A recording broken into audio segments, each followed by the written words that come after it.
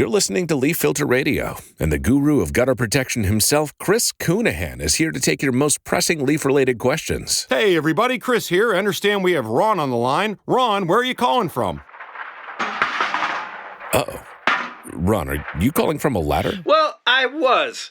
I wanted to ask Chris what I need to do to get my gutters ready to have Leaf Filter installed. Oh, Ron, you don't have to do anything. A Leaf Filter Trusted Pro will come out and clean out your gutters, realign and seal your gutters, and install Leaf Filter, America's #1 gutter protection system. So I didn't need to get on this ladder? Ron, Leaf Filter Trusted Pros are in your neighborhood and ready to help. Just visit leaffilter.com/day to schedule your free gutter inspection and get up to 30% off. Thank goodness.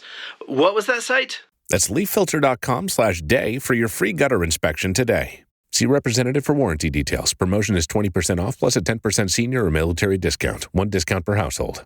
This is LBC News. Donald Trump has been at a lectern in the White House press briefing room. He has announced that he is sending in National Guard troops to Washington, D.C., and also that his administration is taking control of the District of Columbia Police Department. He says that crime is out of control. Let's bring in LBC News US correspondent Simon Marks. We also heard about the meeting that Donald Trump is going to be having with Vladimir Putin on Friday. We did indeed, John. Shall we kick off with Ukraine? Because in many ways, I think that has perhaps even greater international impacts than what Donald Trump had to say about Washington, D.C. and its crime rate. As far as Friday's meeting with Vladimir Putin is concerned, I think all of the efforts by European leaders over the weekend to try and persuade the president to be more cognizant of Volodymyr Zelensky's needs going into any peace process, and also even possibly to invite Volodymyr Zelensky to Alaska for his own meeting with President Trump and maybe even a three-way meeting with Vladimir Putin. All of that appears to have been for naught. Donald Trump made it as clear as he possibly could during that press conference that his plan is to sit down with Vladimir Putin, have an extensive conversation about the contours of a peace agreement. He says he hopes to achieve at least a short-term ceasefire and truce, and only after that conversation is over, then he will pick up the phone and call European leaders and call Volodymyr Zelensky. This is exactly what Europe did not want to happen and what Kiev has been pushing back against for a good long while now. Any suggestion that Donald Trump is going to sit down and engage in a carve-up of Ukrainian territory with Vladimir Putin and then enforce it on Kiev and the rest of Europe. But that is very much where we appear to find ourselves today. Take a listen to this exchange between Donald Trump and Ed O'Keefe of CBS News. Volodymyr Zelensky is not invited on Friday? He wasn't a part of it. I would say he could go, but he's gone to a lot of meetings. You know, he's been there for 3.5 years, nothing happened. And what is the definition? I mean, do you want somebody that's been doing this for 3.5 years?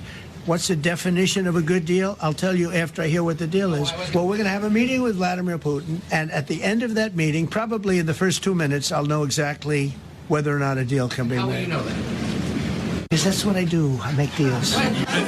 President Trump expressing enormous self-confidence in his capacity to resolve this thorny conflict that, of course, has been going back in terms of Russia's full-scale war on Ukraine to winter of 2022. But, of course, if you look at Crimea, and Vladimir Putin is demanding sovereignty to Russia of the Crimean Peninsula, that dates back more than a decade of unresolved conflict.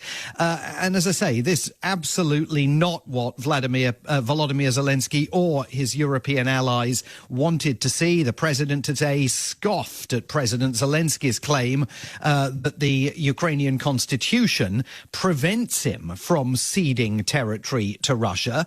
I mean, Donald Trump can scoff at that all he likes, but it's there in black and white. It does indeed tie Volodymyr Zelensky's hands, even if he was minded to hand over the whole of eastern Ukraine to Russian sovereignty. But it's also more more broadly clear that Europe is being completely shut out of a process that Donald Trump made it apparent today, in his mind, is largely about restoring the opportunity for the United States and Russia to engage in economic cooperation and business deals. He said he really hoped that Vladimir Putin could be diverted away from the course of war and onto a conversation about the mutual economic benefits that the two countries can generate if the war can be resolved and some method can be found for alleviating American sanctions and allowing any American businesses that want to run the risk of doing business with Russia to get back into the country. The other big topic that was on Donald Trump's mind today, crime in Washington, D.C. I'm announcing a historic action to rescue our nation's capital from crime, bloodshed, bedlam, and squalor, and worse. This is Liberation Day in D.C., and we're going to take our capital back. We're taking it back. Taking it back from criminals that he characterized as having created a city of complete and total lawlessness.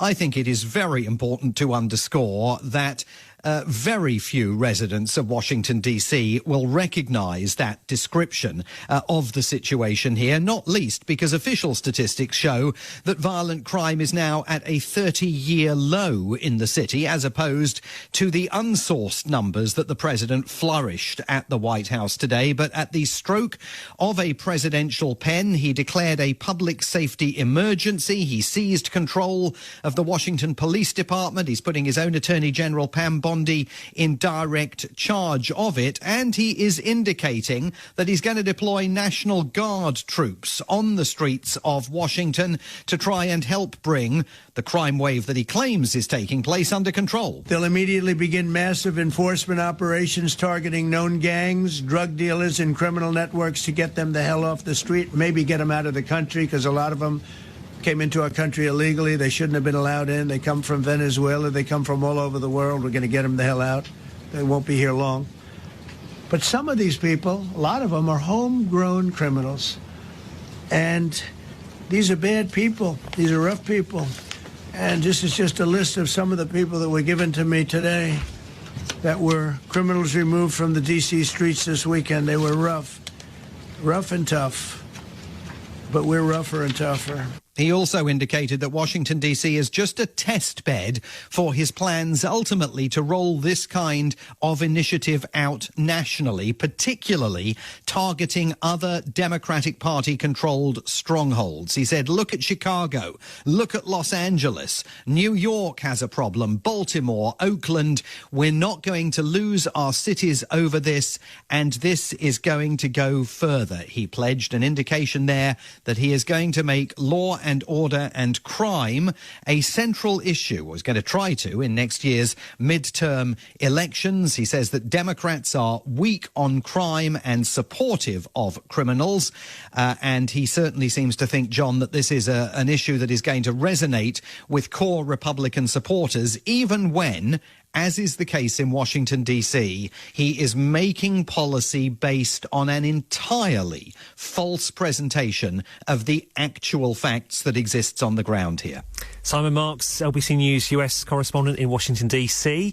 Warning, the following ZipRecruiter radio spot you are about to hear is going to be filled with F-words. When you're hiring, we at ZipRecruiter know you can feel frustrated, forlorn even, like your efforts are futile. And you can spend a fortune trying to find fabulous people, only to get flooded with candidates who are just fine. Fortunately, ZipRecruiter figured out how to fix all that. And right now, you can try ZipRecruiter for free at ZipRecruiter.com/zip. With ZipRecruiter, you can forget your frustrations because we find the right people for your roles fast, which is our absolute favorite F word.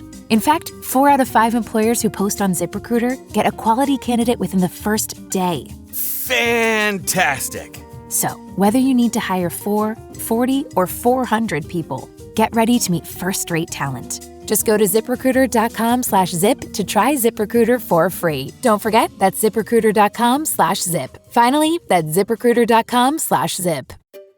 Finding great candidates to hire can be like, well, trying to find a needle in a haystack. Sure, you can post your job to some job board, but then all you can do is hope the right person comes along. Which is why you should try ZipRecruiter for free at ZipRecruiter.com/zip. ZipRecruiter doesn't depend on candidates finding you. It finds them for you. Its powerful technology identifies people with the right experience and actively invites them to apply to your job. You get qualified candidates fast. So while other companies might deliver a lot of hay, ZipRecruiter finds you what you're looking for. The needle in the haystack.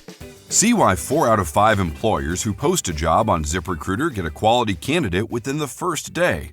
ZipRecruiter, the smartest way to hire. And right now, you can try ZipRecruiter for free. That's right, free at ZipRecruiter.com/zip. That's ZipRecruiter.com/zip. ZipRecruiter.com/zip.